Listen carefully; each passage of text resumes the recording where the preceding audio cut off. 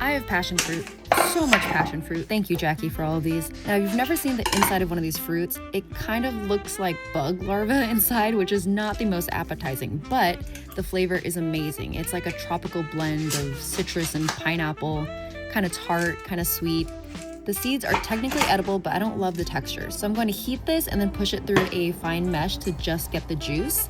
You can use this juice for anything. You can put it in a smoothie, bake with it, whatever. But I'm actually going to make tapioca pudding with it. Tapioca pudding itself is super simple. You just add dried tapioca, almond milk, and a sweetener of your choice, cook it, and then let it set. Then later for dessert, we just put a scoop of pudding, a little bit of the passion fruit juice, and then topped it with some fresh fruit. Super easy, very summery, and delicious. Bon appetit!